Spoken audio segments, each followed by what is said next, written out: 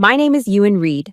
I'm 32 years old, a Special Forces soldier trained to face the enemy. But I was never trained to face my own brother. Growing up, Liam was my hero. So when he and his wife Chloe asked me to use my military privileges to co-sign on a home loan, I never imagined that my refusal would leave me with blood streaming down my face. Listening to my sister-in-law say coolly, "You should have just signed the mortgage papers." My refusal lit the fuse on the most devastating betrayal.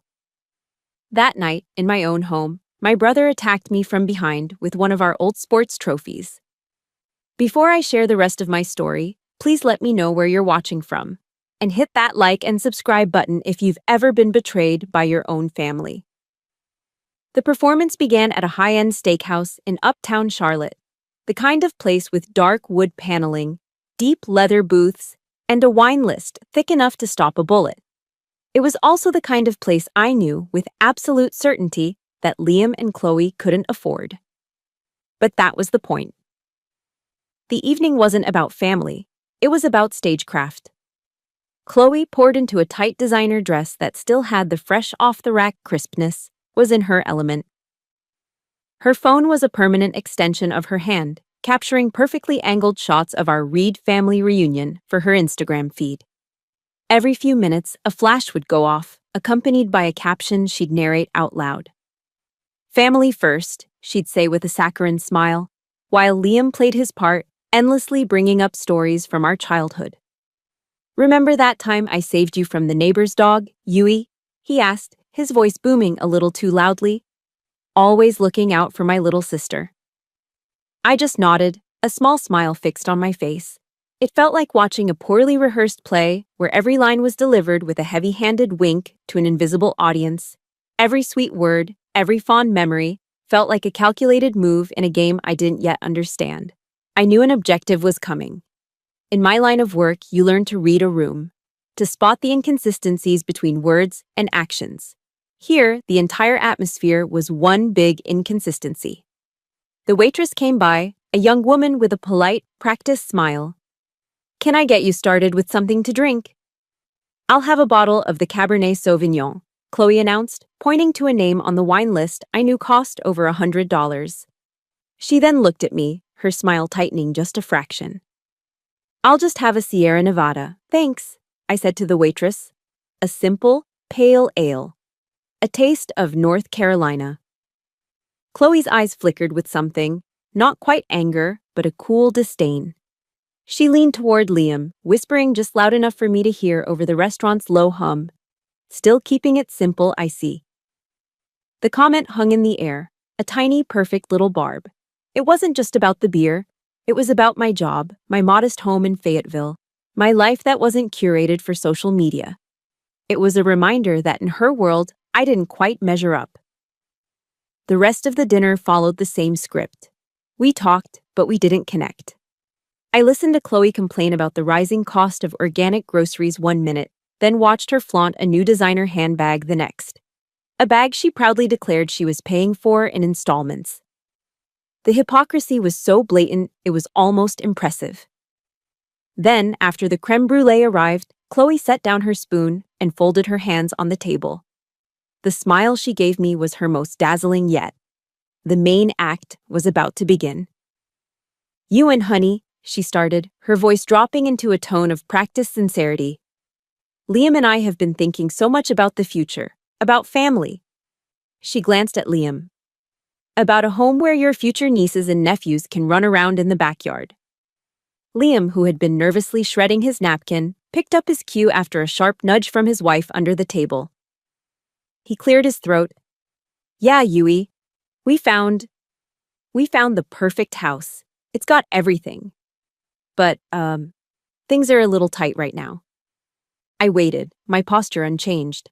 I felt my training kick in. Observe, assess, don't react. Chloe didn't let the silence linger. She leaned forward, her eyes wide and earnest. "It's just a piece of paper, Ewan. A formality. We need you to co-sign on the loan. Your VA loan." She said the last two words as if they were a magic spell. "That's your privilege. You're supposed to use it to help family." Then came the final, brutal twist of the knife. You owe us that. The word struck me with the force of a physical blow. You owe us. My service, my sacrifices, the years I dedicated to my country. She had just reduced all of it to a transactional chit, a favor I was now obligated to cash in for their dream house. It was a profound, staggering insult. But my face betrayed nothing. Emotion is a liability. I shifted from sister to soldier. This was no longer a family dinner, it was a threat assessment. What's your credit history like, Liam? I asked, my tone even. He flinched. Well, it's complicated. What's the contingency plan for repayment if your sales commissions drop? I pressed, my eyes fixed on him, not Chloe. Chloe scoffed, waving a dismissive hand. The mask of sincerity was gone, replaced by unconcealed irritation. Oh, for God's sake, Ewan, don't turn this into an interrogation at Fort Bragg. This is your brother, not the enemy. It was a classic tactic. Deflect with emotion, reframe logic as hostility. She was trying to corner me, to make my due diligence seem like a personal attack, a lack of faith. I remained silent, but inside, red lights were flashing on my personal dashboard. The mission parameters had become clear. They weren't asking for help. They were demanding a blank check backed by my career and my honor. Liam launched into a string of desperate, rambling promises about how he'd never miss a payment, how this was his one big chance. But all I saw was the weakness in his eyes, the same weakness that had gotten him into trouble his whole life. And in Chloe's eyes, I saw something far more dangerous. Cold, hard calculation. The ride to the parking valet was a silent, suffocating affair. As we stood waiting for our cars, the cool Charlotte night air did little to clear the tension. Chloe gave me a hug that felt like a block of ice. As she pulled away, she delivered her final payload, her voice a low, warning shot. Mom and Dad are going to be so disappointed if they find out you wouldn't help your own brother when he was struggling. And there it was, the ultimate weapon, their love. My parents' approval, weaponized against me. They weren't asking anymore, they were threatening. As I watched their car pull away, I knew with chilling certainty that this wasn't a request for a favor. This was a declaration of war. The 2-hour drive from Charlotte back to my quiet street in Fayetteville was a blur of highway hypnosis and Chloe's parting words echoing in my head. Mom and Dad are going to be so disappointed. It was their favorite weapon, the one they unsheathed whenever my compliance wavered. By the time I turned the key in my own front door, the anger from the restaurant had cooled into something much heavier, a familiar ache that settled deep in my bones. My house was silent, orderly. Everything had its place. It was my fortress, the one space on earth I'd built for myself, governed by my own rules of logic and discipline. But tonight, the silence wasn't peaceful. It felt vast and empty. And the ghosts of my past were waiting for me in the stillness. I went to the closet in the spare bedroom and pulled down an old wooden box from the top shelf. It wasn't treasure, not really. It was Pandora's box, filled with the artifacts of a childhood spent in the shadows. I lifted the lid, the faint scent of aged paper and cedar rising to meet me. Inside lay the evidence, a carefully preserved archive of my own insignificance. The first thing my fingers found was a faded photograph. It was from Liam's junior year of high school, the night he won the regional football championship. He's there in the center, grinning, holding a golden trophy, his face luminous under the stadium lights. My parents are on either side of him, beaming with a pride so fierce it practically radiates off the glossy paper. And then there's me, off to the very edge of the frame. I'm 14, all awkward limbs and braces, half obscured by someone's shoulder, my face slightly out of focus. I wasn't a participant in the memory, I was just a blurry bystander in the story of my family. I sifted through more pictures, each one telling the same tale. Liam's 16th birthday, a mountain of brightly wrapped presents piled on the dining room table, a new bike, a video game console, designer sneakers. Then, a photo from my 16th birthday a year later. Me, sitting in front of a single, homemade chocolate cake with a book my mom had picked up from a bookstore sale. I was never the star. I was just the supporting cast, an extra in the blockbuster production of my brother's life. These memories weren't a happy home movie. They were a map, charting a geography of countless tiny wounds, a landscape of scars left by a lifetime of being overlooked. My mind drifted to the summer I turned 15. I'd gotten a job scooping ice cream at a local parlor downtown. For 2 months, I worked 5 shifts a week, my arms aching, my clothes perpetually sticky with the smell of sugar and waffle cones. I saved every single dollar, tucking the cash into an envelope hidden under my mattress. It was for a summer science camp at Duke University, a week of biology labs and stargazing that I wanted more than anything. I had almost enough. Then, one night, Liam got into trouble. Again. Something involving a friend's car and a mailbox. He needed bail money. I remember my parents' faces, etched with worry, when they came into my room. My dad couldn't meet my eyes. It was my mom who spoke. "Families help each other, Ewan," she said, her voice soft but firm, as she took the envelope from my hiding spot. "You can go to camp next year." But next year never came. The money was never paid back. An apology was never offered. My sacrifice, my hard-earned summer, was simply absorbed into the ongoing crisis that was my brother. It was a brutal lesson. My dreams were expendable. My efforts were a resource to be tapped for the sake of the golden child. It was a quiet, suffocating injustice that I swallowed down, just like I always did. If you know what it feels like to have your hard work taken for granted, please press the like button to show your support. And in the comments below, I'd love to hear about the first real job you ever had. It's funny how hard we'd work just for that first taste of independence. It's true that Liam used to protect me. When we were kids, he was bigger, louder, and he'd chase off the bullies who made fun of my secondhand clothes. He was my hero then.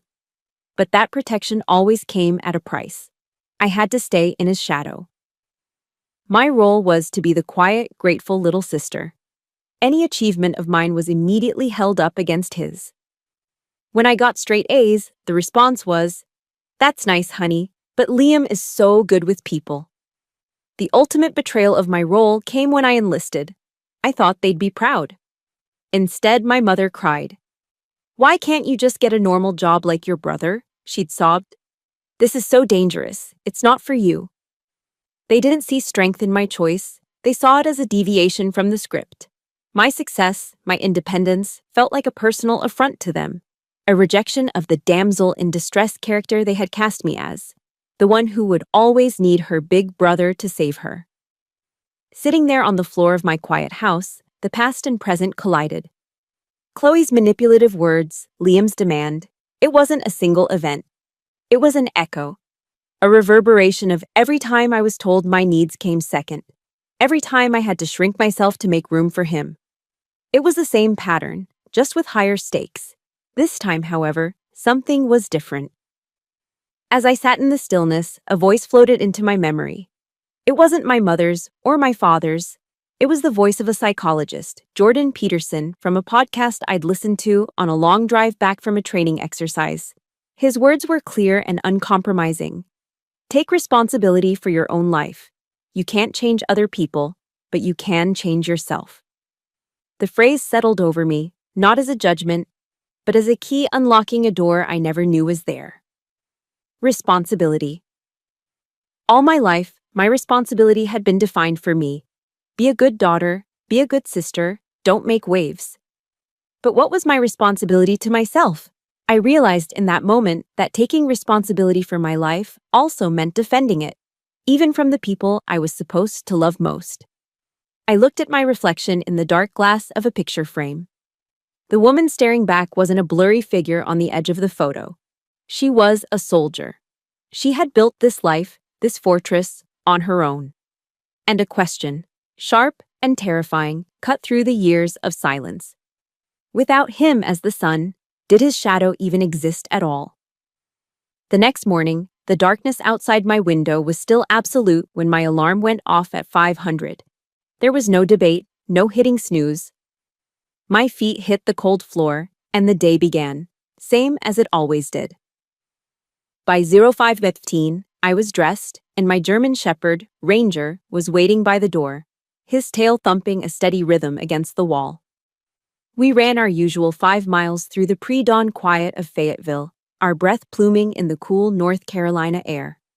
Back home, everything was in its place. My running shoes went back on their rack, the coffee was brewing on a timer, and the house was a silent testament to order and discipline.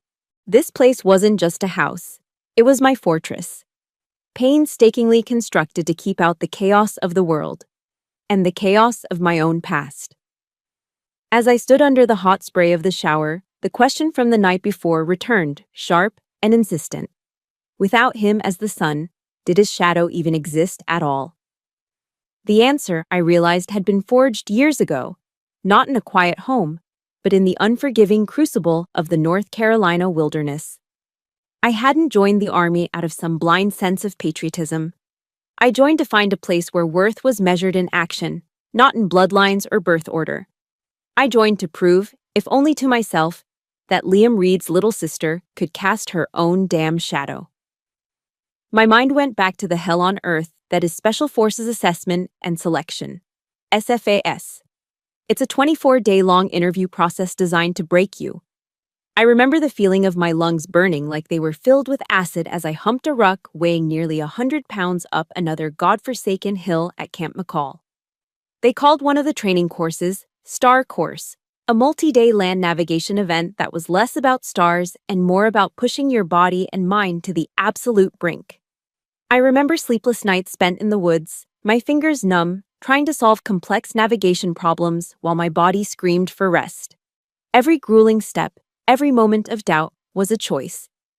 While Liam had always had our parents clearing the path for him, I had deliberately chosen the hardest path I could find. And somewhere out there, in the mud and the exhaustion and the relentless pressure, I found myself. Not Liam's little sister, not the family disappointment. I was Candidate Reed, and in that world, that was the only identity that mattered.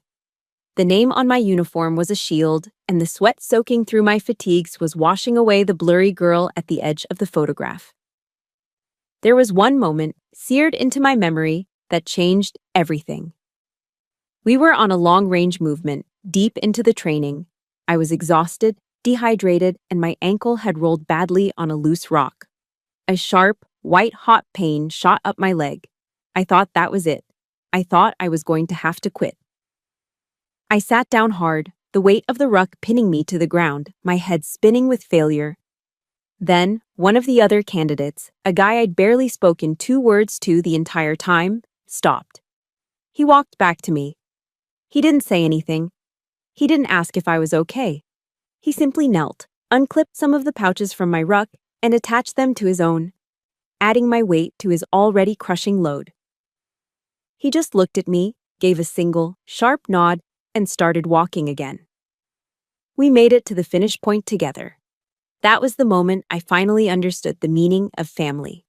It wasn't about blood. It wasn't about shared history. It was about the person who turns back for you when you fall. The person who takes on your burden without a word, simply because it's the right thing to do. It was an unspoken oath, more binding than any law. It was the heart of the Special Forces creed I would later have to memorize. The line that says, "I will never leave a fallen comrade." My focus snapped back to the present as my phone buzzed on the kitchen counter. The steam from my coffee cup swirled around it. I picked it up. A text from Liam. "Have you thought about it? Don't be so selfish, Ewan." Selfish. The word hit me like a physical blow. Me. The woman who had sacrificed her youth, who had pushed her body past its limits, who had willingly placed her life in harm's way in dusty, forgotten corners of the world. I was being called selfish by my brother, a man whose greatest sacrifice was deciding which tie to wear to his car dealership job. A cold, clear anger washed over me, extinguishing the last embers of familial guilt. The debate was over. The battle lines were drawn. I wasn't just a sister anymore. I was a soldier. And I had a duty to defend my own life, my own honor. The creed applied to me, too. I would not leave this fallen comrade behind. I deleted his message without a reply. Then I opened a new text. My thumbs moved with purpose. It was to Alex, my boyfriend. "Hey, Are you free for dinner tonight? I'm making that chicken pot pie you like. I hit send. In the quiet of my fortress, I had made my choice. I was turning toward the family I had built, not the one I was born into. Alex arrived just after 7, a bottle of Napa Cabernet in one hand and a smile that instantly eased a knot in my shoulders I hadn't realized I was holding. The moment I opened the door, the warm, savory scent of my chicken pot pie, rich with thyme and rosemary, enveloped us both. It was the smell of comfort, the complete opposite of the sterile, moneyed air of the steakhouse. "Smells incredible in here," he said, stepping inside and placing the wine on the counter.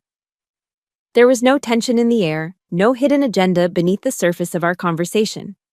We talked easily as I pulled the bubbling dish from the oven. He told me about a ridiculous case he was working, a string of garden gnome thefts that was baffling his precinct. I told him about a new private at the base who couldn't seem to tell his left from his right. It was normal. It was simple. But Alex, with his detective's intuition, saw past the carefully constructed calm I was projecting. I saw it in the way his eyes lingered on my face a second too long, in the way he kept the conversation light, never pushing. He was creating a safe space, a perimeter of peace, and waiting for me to step into it when I was ready. He poured us both a glass of the deep red wine, his presence a quiet, steady anchor in the storm that had been raging inside me all day. Over dinner, the story of the night before finally came out. I told it in the clipped, professional tone of a soldier giving an after-action report. I laid out the facts: the location, the participants, the objective, my co-signature, and the psychological tactics employed. I tried to keep my voice even, but a slight tremor betrayed me, my shoulders slumping just enough to give away the weight of it all. Alex listened without interrupting. He didn't offer solutions or strategies. He didn't tell me what I should have said or done. When I finished, the silence was heavy for a moment. Then, he simply reached across the small table and took my hand. His was warm and strong around mine. "I'm sorry you had to go through that, Ewan," he said, his voice soft but clear. That was it. No judgment, no platitudes, just pure, simple validation. It was more powerful than 1,000 words of advice. Later, as he stood beside me at the sink, helping me with the dishes, he spoke again. He dried a plate with methodical care, his movements calm and deliberate. "You know," he said, his eyes on his work, "in my line of business, I see more family tragedy than anything else. Betrayals over wills, fights over money, parents manipulating their kids. It's the oldest story in the book. You're not crazy for feeling the way you do. And you're not alone in this." Hearing that, the confirmation that my reaction was normal, that I wasn't being overly sensitive or cold-hearted, felt like a pressure valve being released. It was the one thing my own family had never given me, the assurance that my feelings were valid. Just as we were finishing up, the doorbell rang. I wasn't expecting anyone. I opened it to find my commanding officer, Master Sergeant Miller, standing on my porch. We called him Sarge. He was a mountain of a man, with a face that looked like it had been carved from granite and a no-nonsense demeanor that terrified new recruits. In his large, calloused hands, he was holding a foil-covered pan. "Heard you were back in town, Reed," he said in his typical gruff military bark. "Welcome home." His eyes flicked to Alex, giving him a curt nod of acknowledgement. "Mrs. Miller made too many brownies. Figured I'd drop some off on my way home." I knew it was an excuse. Mrs. Miller never made too many of anything. This was how soldiers took care of each other. It wasn't with long emotional talks. It was with action. It was showing up. It was a pan of brownies on a Tuesday night. I took the pan, the warmth seeping through the foil into my hands.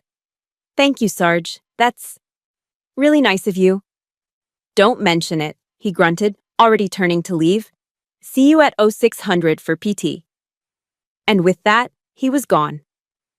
Later that night, long after Alex had kissed me goodnight and Sarge Miller was surely fast asleep, I sat alone in my living room. The house was quiet again, but this time, the silence was a peaceful blanket.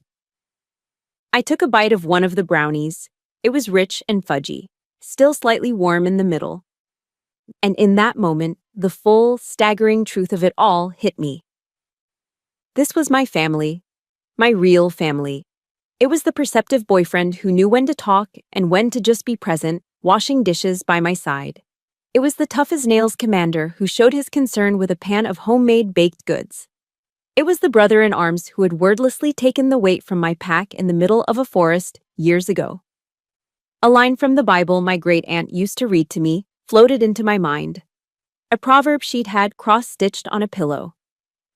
A friend loves at all times, and a brother is born for a time of adversity. My brother wasn't Liam. My brothers were the men and women who stood by me when it counted. They were the anchors holding me steady in the hurricane. The stark, painful contrast between the unconditional warmth I felt in this house and the cold, transactional chill of my own blood relatives made my heart ache. But underneath the pain, there was a new, unshakable strength. I knew with absolute certainty which family I was going to fight for. The peace was short-lived. A fortress can withstand a siege, but it can't stop the signals that travel through the air. The attack, when it came, wasn't a frontal assault. It was an insurgency. A campaign of psychological warfare waged through the one device I couldn't just shut off: my phone. A few days after my quiet evening with Alex and Sarge, Liam and Chloe's operation began. It started with a text from my brother. "Chloe's been crying for 2 days straight because of you. I hope you're happy. You're tearing our family apart." I read the words and felt a familiar, weary resignation. I didn't reply. An hour later, another one. A picture of a house, clearly a screenshot from a real estate website with the caption, "This was going to be our future. Thanks for destroying it." When the text went unanswered, the phone calls started. It was Chloe this time, her voice thick with practiced tears. "Ewan, I just don't understand why you hate us so much," she'd sob into the phone. "We're family. Family is supposed to be there for each other." Each call, each message, was a precision-guided munition aimed directly at the guilt complex they had spent a lifetime building inside me. It was a strategy I recognized. In the military, we have SEER training: survival, evasion, resistance, and escape. They teach you to recognize and resist psychological manipulation techniques: isolation, exploiting your loyalties, inducing fear and guilt. My family, it turned out, were natural-born interrogators. With the cool detachment of a soldier analyzing a threat, I did the only logical thing. I blocked both their numbers. Silence. For a day, my fortress was secure again. But I had underestimated my opponent. They knew my defenses. When they couldn't get through my perimeter, they called in air support. They deployed their ultimate weapon: my parents. My mother called first. Her voice was a nervous flutter. "Ewan, honey, what are you doing?" Liam called. "He's so upset. He said you look down on him because he's not as successful as you. How could you be so cruel to your own brother?" I tried to explain the financial realities, the irresponsibility of it all, but my words were just noise to her. She wasn't listening to my logic. She was reacting to Liam's narrative. The golden child was hurting, and the shadow was to blame. Then, my father called. This was the one that truly hurt. I'd always respected my dad.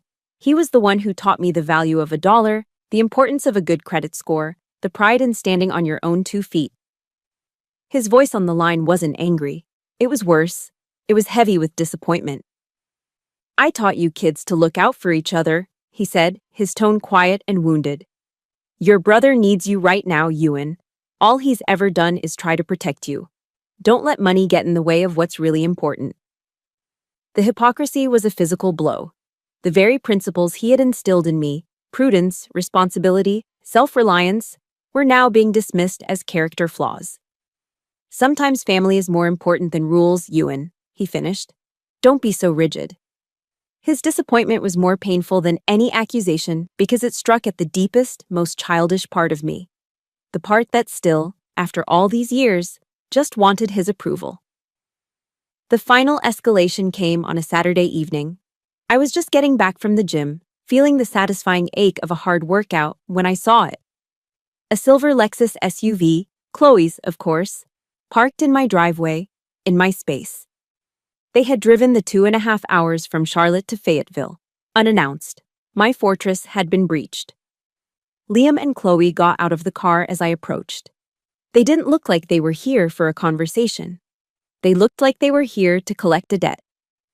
Their faces were set in grim, determined lines. "We need to talk, Ewan." "Right now," Liam said. It wasn't a request. It was an order. They followed me to my front door, their presence a violation of the one place on earth I felt truly safe. They didn't respect my space, my time, or the boundaries I had tried to set. The conversation inside was short and brutal. It wasn't a discussion, it was a confrontation. I stood in my own living room, my gym bag still slung over my shoulder, and calmly repeated my position. "I'm not going to co-sign," I said, my voice level. "It's too big of a financial risk for both of you, and it's not a risk I'm willing to underwrite." Chloe let out a short, sharp laugh. It was a sound full of contempt.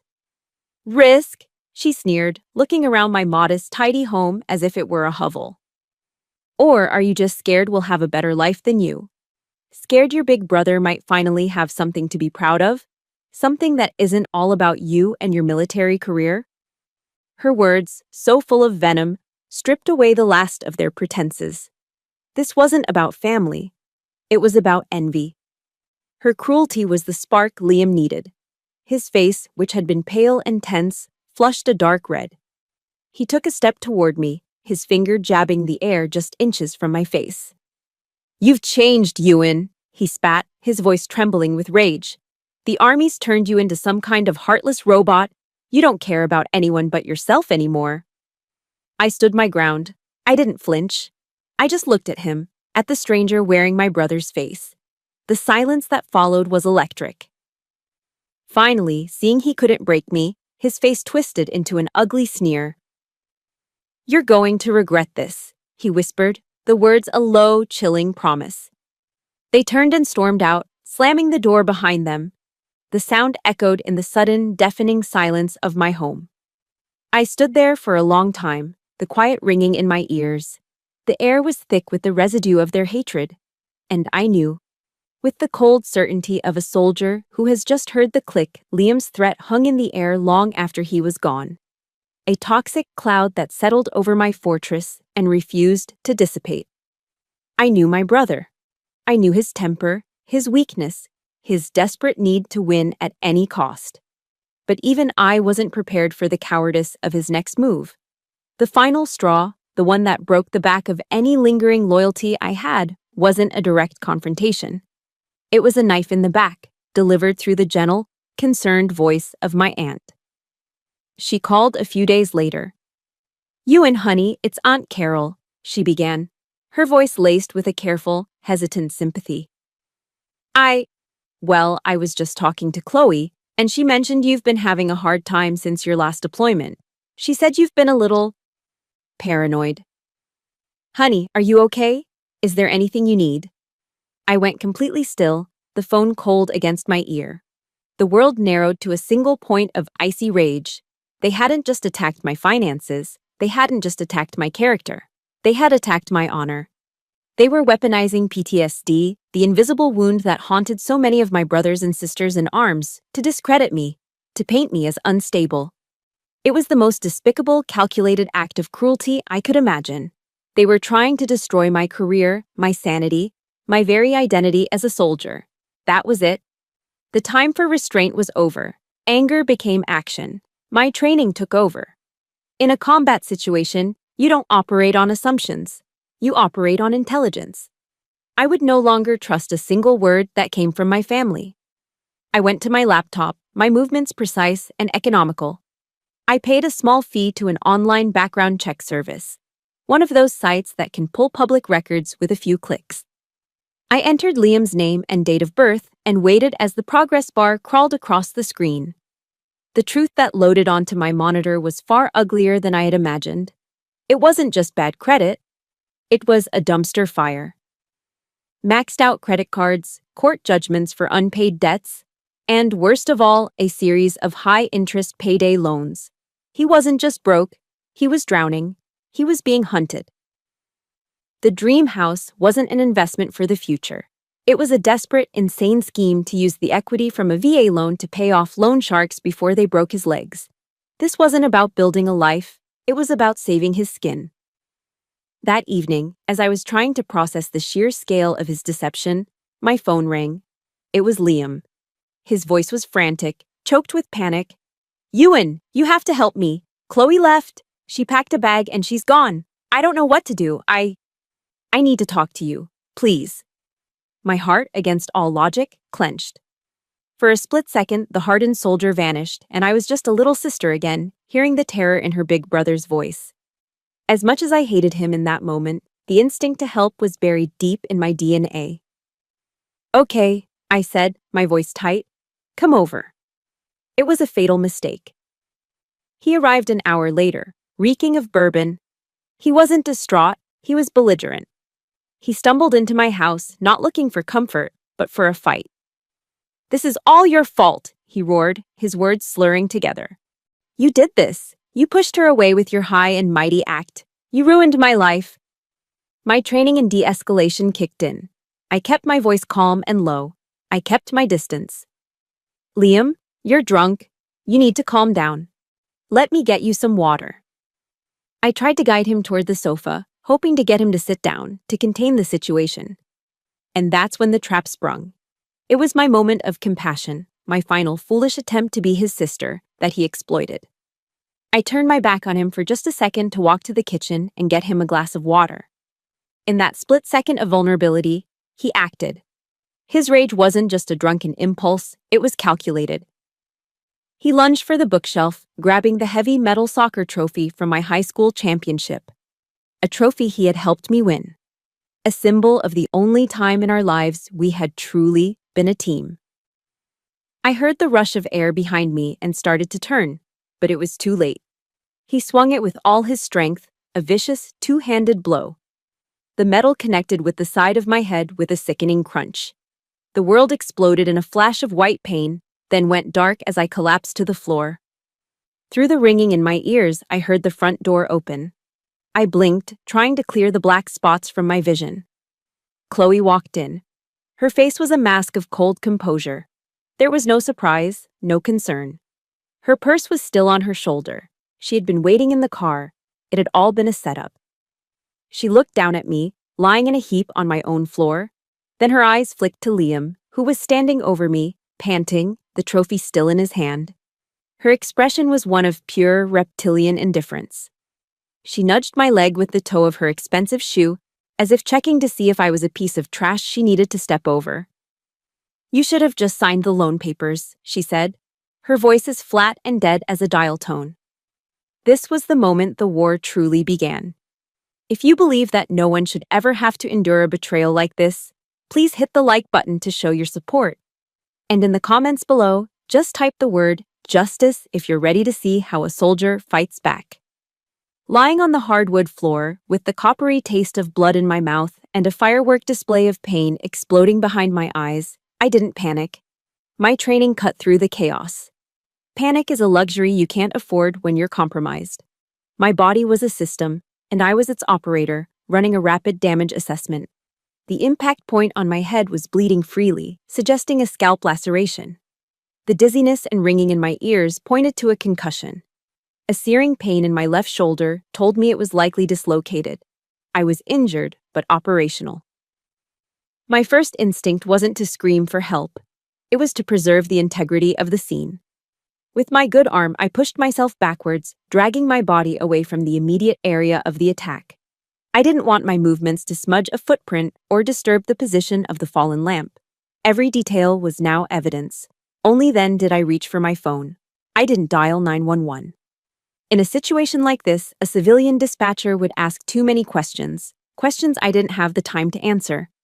I dialed the one person I trusted to manage the scene with tactical precision. "Alex," he answered on the first ring. My report was as clean and concise as a battlefield communication. "Alex, I'm at my house. I've been assaulted. Weapon was a metal trophy. Assailant was Liam." There was a half-second of stunned silence, then the detective in him took over. "Okay, Ewan, are they still there?" Negative, they vacated the premises. Are you secure? Affirmative, but I'm injured. Head wound, possible dislocation. I'm 5 minutes out, he said, his voice now dangerously calm. I'm dispatching a unit and an ambulance. Do not touch anything. Do you understand? Understood, I said, and the line went dead. I let my head rest against the cool floor, closed my eyes, and began to control my breathing. The victim part of me was screaming, but the soldier was in command. True to his word, Alex's unmarked car screeched to a halt outside before the ambulance sirens were even audible. He and his partner came through the door, weapons holstered but their hands ready. Alex's face was a mask of professionalism, but his eyes were blazing with a cold fury that I had never seen before. He took one look at me, then at the trophy lying on the floor, and his jaw tightened. While his partner began securing the scene, Alex knelt beside me, his movements gentle. The EMTs are almost here, he said softly.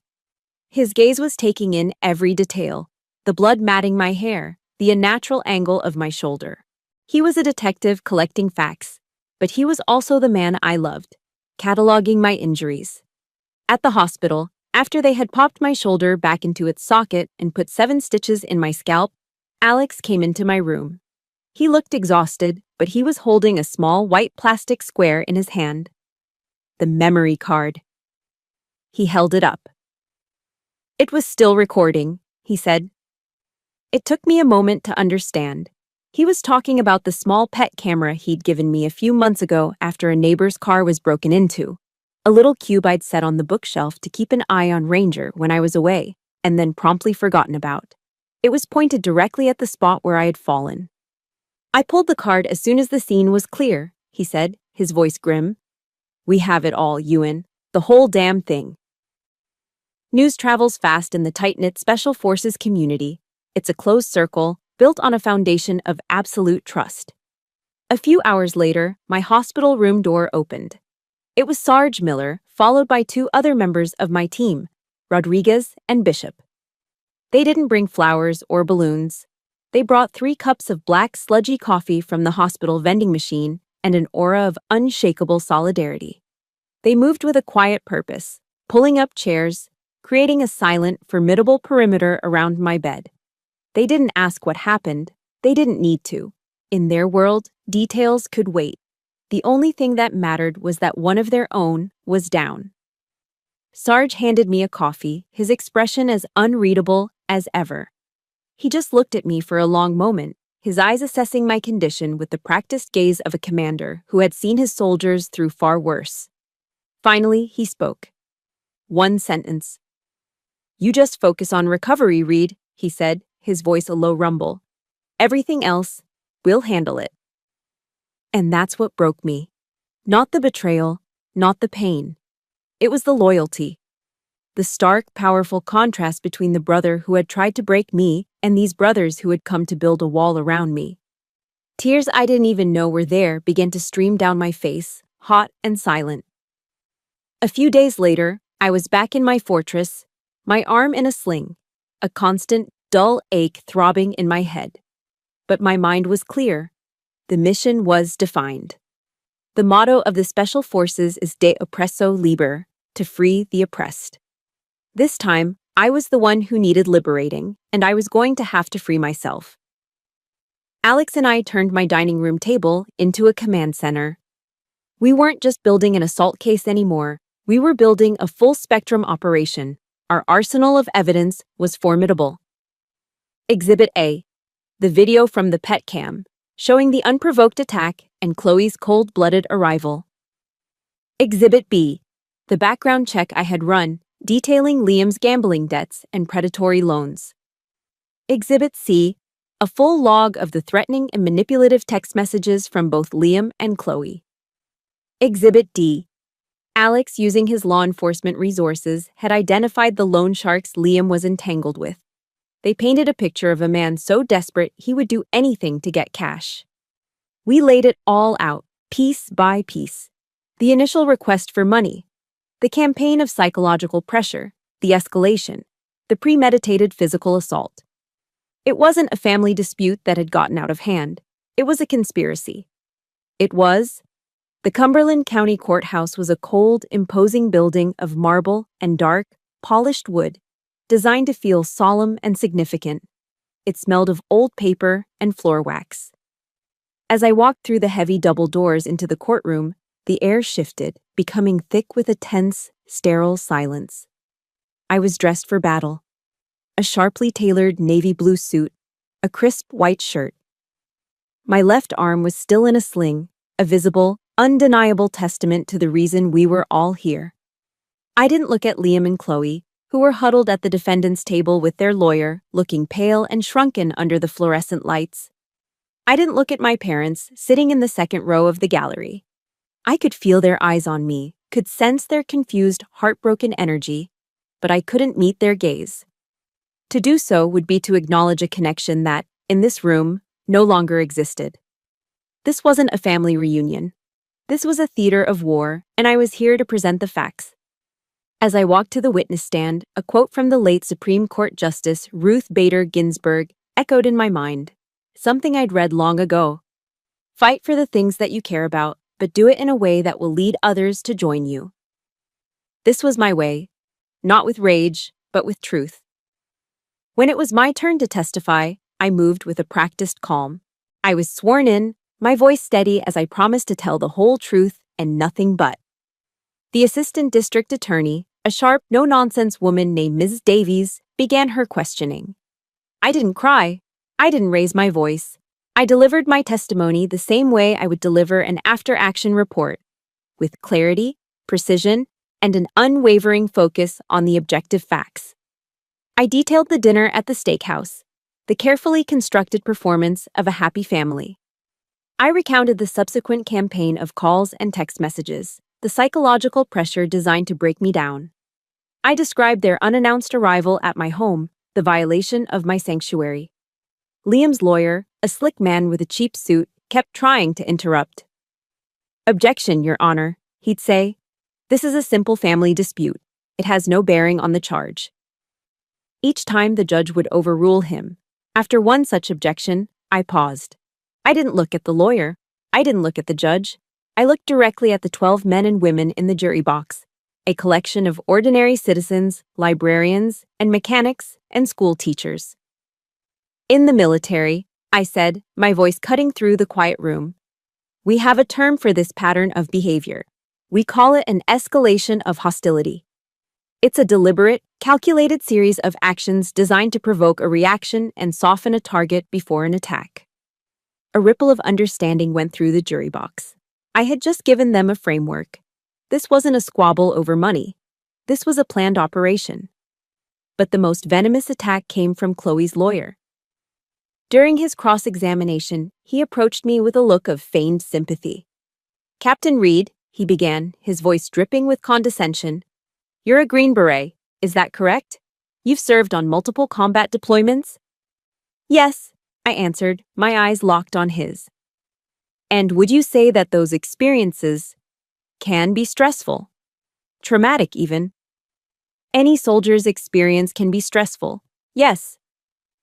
And isn't it true, he continued, leaning in, that it's not uncommon for soldiers returning from such environments to suffer from, let's say, an altered perception of events?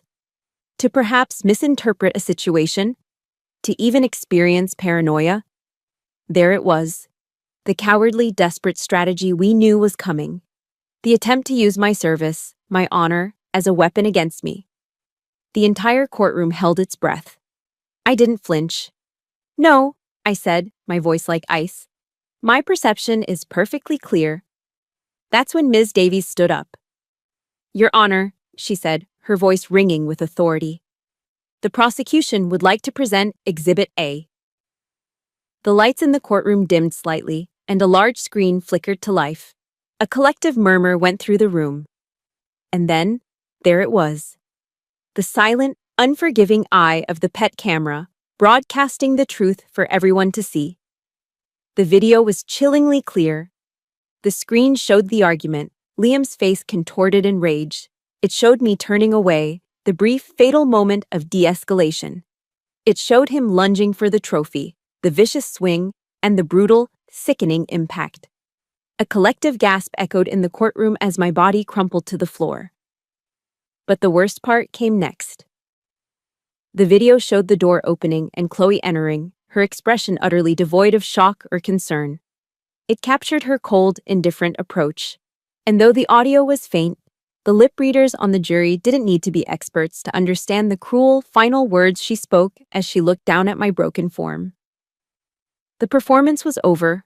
The truth was out. From the gallery, I heard a choked, agonizing sob. It was my mother. It was the sound of a heart breaking as the carefully constructed fantasy of her perfect son shattered into a million pieces. Liam slumped in his chair, his face buried in his hands.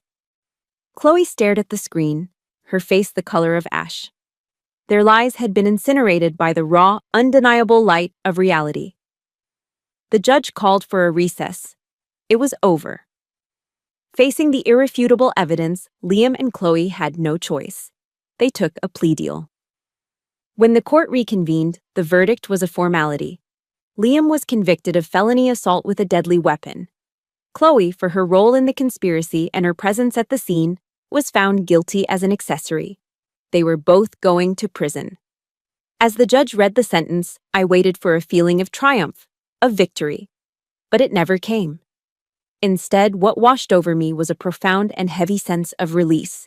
It felt as if a massive, crushing weight that I had been carrying on my shoulders my entire life, a weight I didn't even fully realize was there, had finally been lifted. The noise in my head, the constant struggle for validation, the fight to be seen, it all just stopped. I stood up. I gave a slight, formal nod to Ms. Davies. And then I turned and walked out of the courtroom. I didn't look at Liam or Chloe. I didn't look at my weeping parents. I just walked, my head held high, my sling a badge of honor. And in the days that followed the verdict, I had expected to feel a sense of elation, a victor's satisfaction. But there was none. Instead, a profound, hollow silence descended upon my life. My fortress, once a shield against the chaos of the world, now felt like a soundproof room, amplifying an emptiness that was somehow louder than all the shouting and threats had ever been. The phone no longer rang with my mother's pleading or Chloe's fake sobs. My inbox was free of Liam's manipulative texts. The war was over, but I was left standing alone on a silent, scorched battlefield. I had won. But the cost of that victory was the complete and utter annihilation of the family I was born into. Alex was my anchor in that quiet storm. He didn't try to fill the silence with cheerful platitudes or force me to talk about it. He just existed alongside me. He'd come over after his shift, and we'd sit on the porch, watching the North Carolina twilight settle over the pine trees, not saying a word. He'd make coffee in the morning and just leave a mug on the counter for me. His presence was a quiet, constant pressure, reminding me that I wasn't entirely alone, that one small piece of solid ground remained in my life. He didn't try to fix my pain. He simply shared the space it occupied. A week after the sentencing, a letter arrived. The handwriting on the envelope was my mother's. My hand trembled as I picked it up. A small, foolish flicker of hope ignited in my chest. Maybe now, after the undeniable truth had been exposed, there would be an apology. An acknowledgement, an olive branch. I slit the envelope open. The letter was short. It was not an apology. "How could you do this to your brother?" it began. "Our family is in ruins, all because of your stubbornness and your need to be right. We hope you're satisfied." They still didn't see it, or maybe they refused to. They didn't see my pain, my betrayal, my wound. They only saw their own loss, the loss of their perfect son, the destruction of their family's image. And they blamed me for holding up the mirror that showed them the truth. I read the letter once, then twice. I wasn't angry. I wasn't even hurt anymore. All I felt was a cold, desolate clarity. The door I had left cracked open for them. The door I didn't even realize I'd been holding had just been slammed shut from the other side. I didn't cry. I walked out to the small patio behind my house, took a metal mixing bowl from the kitchen, and set the letter inside. I struck a match and dropped it onto the paper. The corners curled, turning black before catching fire. I watched the ink of their accusations, their blame, their blindness, turn to gray ash and float away on the gentle evening breeze. It wasn't an act of anger. It was a funeral. A final goodbye to a fantasy I'd clung to for far too long. There was one last thing I had to do. To Alex's surprise, I told him I was going to visit Liam in prison. Just once. The visiting room was a sterile, soulless place, smelling of antiseptic and despair. We sat on opposite sides of a thick plexiglass partition, speaking through crackly telephone receivers. He looked diminished. Thinner, older, with the haunted, hollowed-out eyes of a man who has lost everything. He wouldn't look at me directly, his gaze fixed on the countertop. He mumbled a weak, pathetic apology, a string of words that still managed to weave in excuses about Chloe's influence, about the pressure he was under, about how things had just gotten out of hand. But I hadn't come for an apology. I hadn't come for closure from him.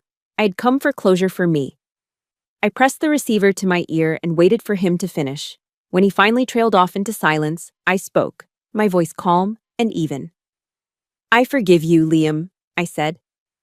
His head snapped up, his eyes wide with shock. "I'm not forgiving you for your sake," I continued, my voice steady. "I'm forgiving you for mine. I'm forgiving you so I can let this go. So I don't have to carry your poison around inside me for the rest of my life. But we're done. This is the end." I looked at my brother, the hero of my childhood, the villain of my adulthood, for one last time. Then I stood up, placed the receiver back in its cradle, and walked away without looking back. Driving home, I felt a deep, bone-weary exhaustion, but also a lightness I hadn't felt in years. The final anchor to my past had been cut. I was adrift, but I was free.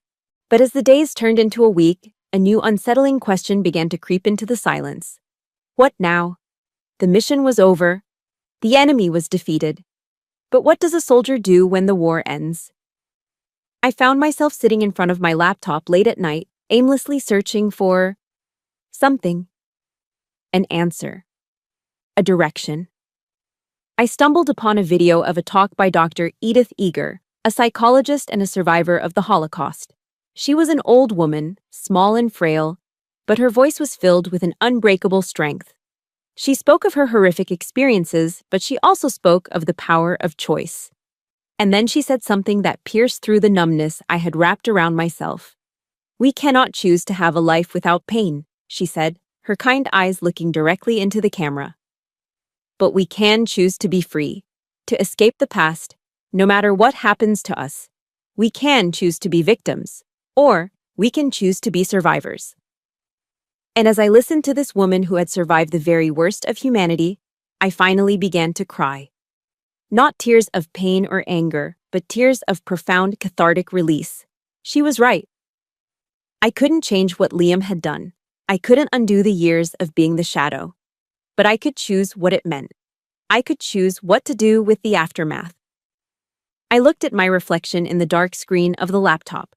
The scar on my temple was a faint, silvery line now, a permanent reminder of the war.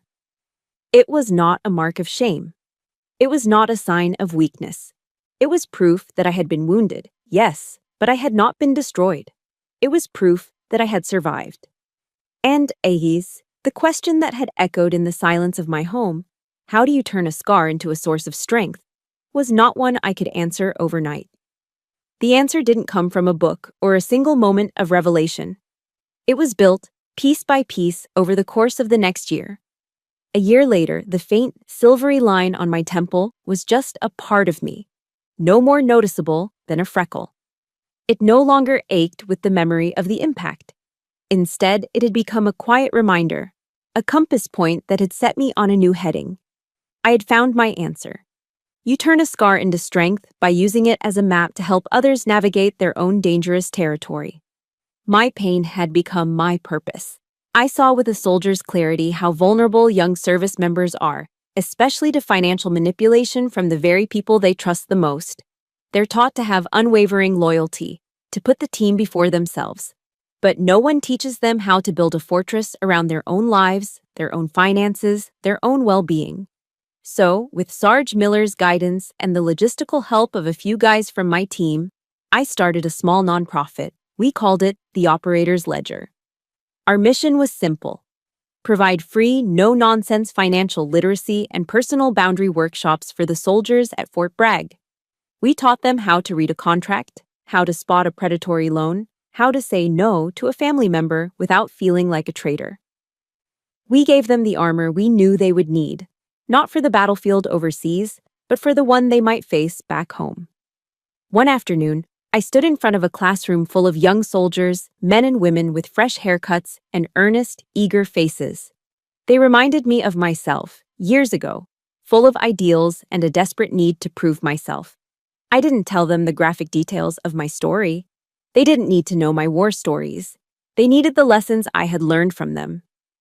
The code of honor we live by doesn't just apply downrange, I told them, my voice steady and clear, echoing slightly in the quiet room. It applies in your own living room. Loyalty is paramount, we all know that. But your loyalty must first be to the truth and to your own safety. You have to protect your own flank before you can effectively protect anyone else. Never let anyone, and I mean anyone, turn your love and your sense of duty into a weapon to be used against you. I looked out at their faces, and I saw the flicker of recognition in their eyes. I saw the quiet nods. They were listening. And I knew, in that moment, that my scar had found its voice. The healing, though, wasn't just in the mission. It was in the quiet moments in between. Alex and I had moved. We sold my old house, the fortress that had served its purpose but held too many ghosts. We bought a new place a little further out of town, a simple ranch house with a wide, green backyard that backed up to a quiet stretch of woods. One Saturday afternoon, I was sitting on the back porch, watching Alex work. He was building a swing set, the frame made of thick, solid oak beams. He was a detective, not a carpenter, and he was meticulously measuring every angle, his brow furrowed in concentration. Our dog, Ranger, was lying in a patch of sun on the grass, his tail thumping softly every time he heard the buzz of the saw. The air smelled of freshly cut wood and pine needles. It was the smell of peace. Just then, Sarge Miller's truck pulled into the driveway. He and his wife, a kind, smiling woman named Mary, came around the back of the house. He was carrying a big pitcher of iced tea, and she was holding a plate of still warm chocolate chip cookies. "Thought you two might need a break." Sarge grumbled in his usual gruff way, but his eyes were kind. We spent the rest of the afternoon on the porch, sipping sweet tea, eating cookies, and talking about nothing important. A new fishing spot Sarge had found, a funny case Alex was working on, Mary's prized rose bushes. The sound of our laughter mingled with the birdsong from the woods.